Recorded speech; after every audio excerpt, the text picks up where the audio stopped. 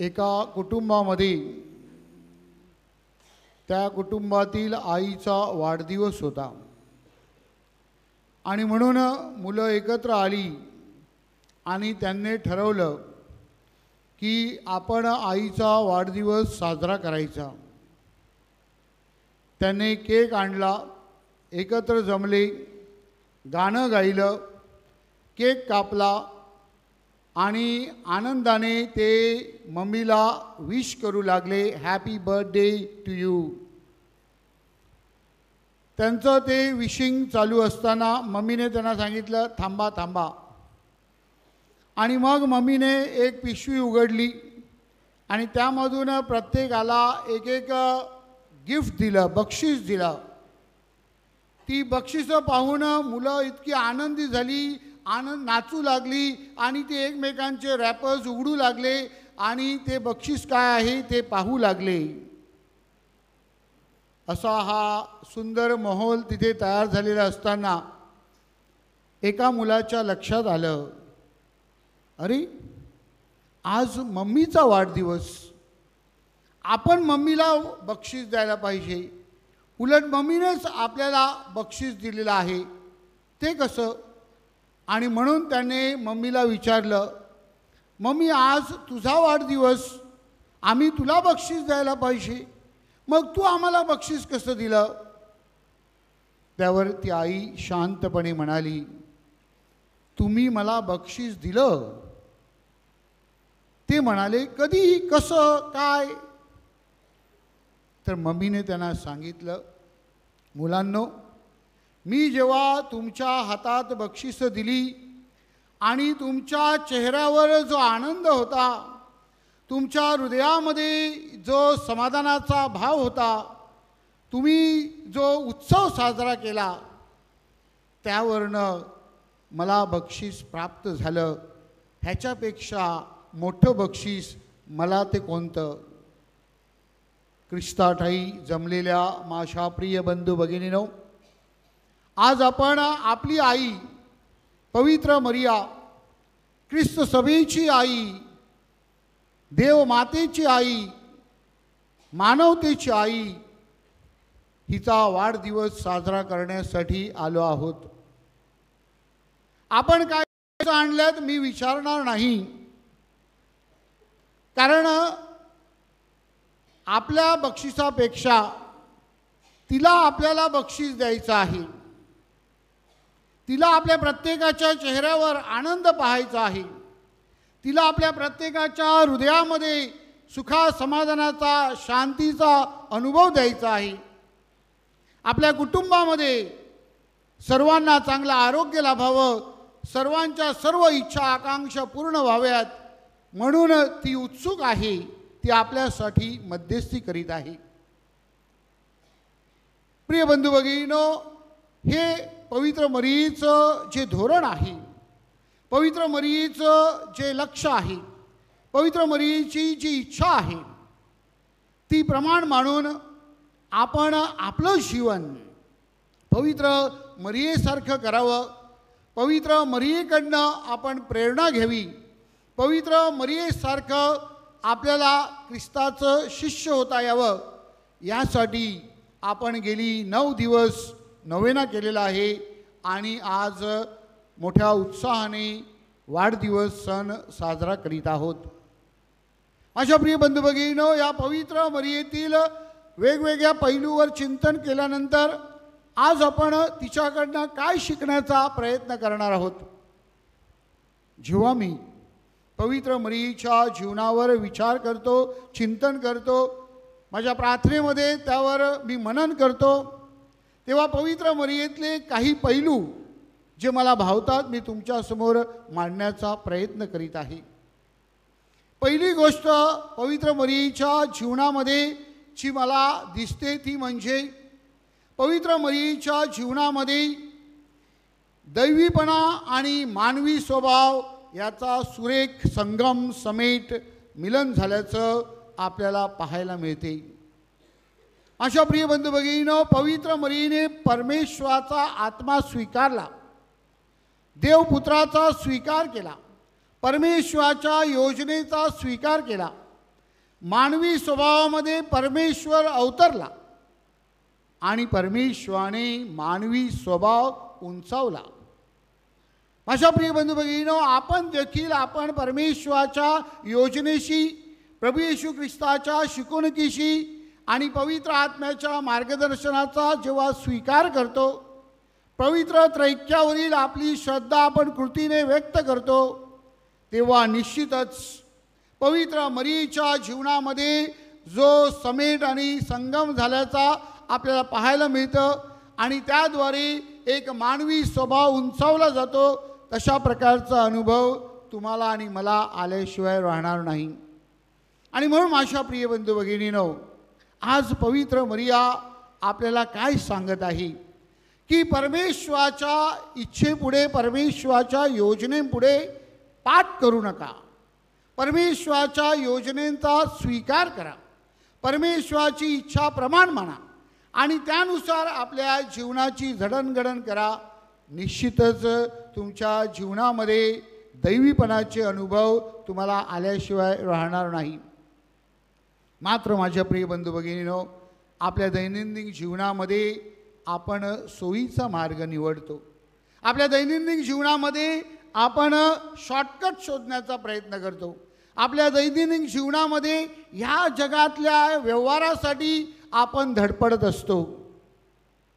आपण जर आपली ख्रिस्त सभा हिचा इतिहास बघितला तर सुरुवातीच्या ख्रिस्त सभेमध्ये आपण पाहतो की पहिले 3 शतक ख्रिस्ती भाविकांनी छळ सहन करून आपलं रक्त सांडलं आणि त्या रक्ताच्या जणू काही बालकडूवर आपली ख्रिस्त सभा उभारली गेली आहे, आपली ख्रिस्त सभा वाढलेली आहे. या रक्तसाक्षीत्वांच्या रक्ताने श्रद्धेसाठी आपलं जीवन समर्पित केलं, म्हणून आपण आज श्रद्धेमध्ये वाढत आहोत. माझ्या प्रिय बंधू भगिनींनो, जेव्हा आपल्याला त्याग करण्याचा प्रसंग येतो, जेव्हा आपल्याला आपल्या इच्छा आकांक्षा बाजूला सारण्याचा प्रसंग येतो, तेव्हा पवित्र मरियेप्रमाणे आपण देवाच्या इच्छेपुढे शरणागती पत्करतो का? परमेश्वराच्या इच्छेला प्रमाण मानून आपण आपल्या जीवनाची जडणघडण करतो का? परमेश्वराच्या इच्छेनुसार आपल्या योजना जर आपण आखल्या तर निश्चितच आपल्या मानवी स्वभावाला दैवीपणाचं रूप आल्याशिवाय राहणार नाही. माझ्या प्रिय बंधू भगिनींनो, आपले जे सैनिक आहेत, आपले जे सैनिक देशाच्या सीमेवर आपल्या रक्षणासाठी उभे आहेत, आपले जे फ्रीडम फायटर्स म्हणजेच स्वातंत्र्यवीर आहेत, त्यांनी आपलं रक्त सांडलं म्हणून आपल्याला स्वातंत्र्य प्राप्त झालं. आपले सैनिक आज आपल्यासाठी सीमेवर उभे आहेत म्हणून आपण बिनधास्तपणे इथे फिरू शकतो. हे सैनिक जेव्हा त्यांच्यासमोर बंदूक घेऊन इतर देशातली लोक पुढे येतात, तेव्हा त्यांच्याही डोळ्यासमोर त्यांचं कुटुंब येत असेल, त्यांच्याही डोळ्यासमोर त्यांची मुलं येत असतील, त्यांच्याही डोळ्यासमोर त्यांचे मित्रपरिवार येत असतील, पण ह्याचा विचार न करता ते आपल्या संरक्षणासाठी रक्त सांडायला, हुतात्म स्वीकारण्यास तयार होतात. ही शिकवण आपण लक्षात घेतली पाहिजे आणि परमेश्वराच्या योजनेला आपण जर सहकार्य केलं तर निश्चितच आपण दैवीपणामध्ये वाढू शकतो, दैवीपण आपल्या ठायी अवतरू शकतं आणि आपलं जीवन फुलू शकतं. माझ्या प्रिय बंधू भगिनींनो, दुसरा गुण पवित्र मरियेकडनं आपल्याला शिकण्यासारखा आहे आणि तो म्हणजे पवित्र मरिया ही आई आहे. मातृत्व हे केवळ स्त्रीसाठी मर्यादित आहे असं नाही. मातृत्व हा एक गुण आहे. म्हणजेच ज्या व्यक्तीचं हृदय करुणेने भरलेलं आहे, ज्या व्यक्तीच्या हृदयामध्ये दुसऱ्याविषयी आदरभाव आहे, ज्या व्यक्तीच्या जीवनामध्ये दुसऱ्यांचं भलं करण्याची प्रेरणा आहे, तो मातृत्वाचा गुण आहे. आणि तो गुण आपल्याला पवित्र मरियेकडनं शिकण्यासारखा आहे. पवित्र मरियेने दुसऱ्यांसाठी आपलं जीवन समर्पित केलं, दुसऱ्यांसाठी तिने ख्रिस्त दिला आणि तोच ख्रिस्त इमॅन्युअल म्हणजेच आम्हाबरोबर देव ह्याचा अनुभव आपल्याला देत आहे. अशा प्रिय बंधू भगिनीनो, आज जग हिंसाचारी बनलेलं आहे. आज जगामध्ये क्रूरता वाढलेली आहे आणि त्याला जर आपल्याला आळा घालायचा असेल, त्याला जर आपल्याला मर्यादित करायचं असेल आणि त्या जागी दया, क्षमा, प्रेम वाढवायचं असेल तर आपण आपल्यातलं मातृत्वाचं जे गुण आहे म्हणजेच करुणेचा जो कण आहे तो आपल्याला वाढवावा लागेल. केवळ आपल्यापुरताच नाही तर आपल्या कुटुंबामध्ये देखील आपल्याला ह्या मातृत्वाच्या गुणाची जणू काही लागवड करावी लागेल, मशागत करावी लागेल आणि आपल्या मुलांमध्ये, आपल्या कुटुंबामध्ये, आपल्या समाजामध्ये ह्या मातृत्वाच्या करुणेच्या गुणाचा जेव्हा आपण विकास करतो, जेव्हा आपण तो वाढवतो, पसरवतो, तेव्हा निश्चितच आपलं जीवन आणि इतरांचं जीवन चांगलं करण्यासाठी आपल्याला मदत होईल. पवित्र मरिया त्यासाठी आपल्याला प्रेरणा आहे. तिने ज्याप्रमाणे गरजवंतांसाठी धाव घेतली, मग ती अलिशबेकडे असो, मग ती कानागावी असो किंवा प्रेषित जेव्हा दुःखी झाले होते, माडीवरच्या खोलीमध्ये बसले होते त्या प्रसंगी असो, तिने आपल्या करुणेद्वारे, आपल्या ममतेद्वारे, आपल्या दयाळूपणाद्वारे तिने चांगुलपणाचं पेरणी केलेलं आहे आणि त्याप्रमाणे तिने तिच्यातलं मातृत्वाचं जे गुण होतं ते मदरली नेचर तिने वाढवण्याचा प्रयत्न केला आहे. आपण प्रत्येकाने अशाच प्रकारे दुसऱ्यांच्या जीवनामध्ये सहभागी होण्यासाठी प्रयत्न केल्यास निश्चितच आपण या मातृत्वाच्या गुणामध्ये वाढू शकतो आणि परमेश्वर आम्हा बरोबर आहे, गॉड विथ अस, इमॅन्युअल, आजच्या शुभवर्तमानात सांगितल्याप्रमाणे आपण त्याचा अनुभव स्वतः घेऊ शकतो. अशा प्रिय बंधू भगिनीनो, तिसरी गोष्ट पवित्र मरियेकडनं आपल्याला शिकण्यासारखी आहे आणि ती म्हणजे जेव्हा प्रभू येशू ख्रिस्त वधस्तंभावर खिळला होता आणि आपल्या मरणाची शेवटची घटका मोजत होता, तेव्हा त्याने योहानाकडे पाहिलं आणि त्याने योहानाला सांगितलं, ही पहा तुझी आई, आणि मरियेला सांगितलं, हा पहा तुझा पुत्र. त्यावेळेला सुवार्तिक आपल्याला सांगतात, योहानाने पवित्र मरियेला आपल्या घरी नेलं.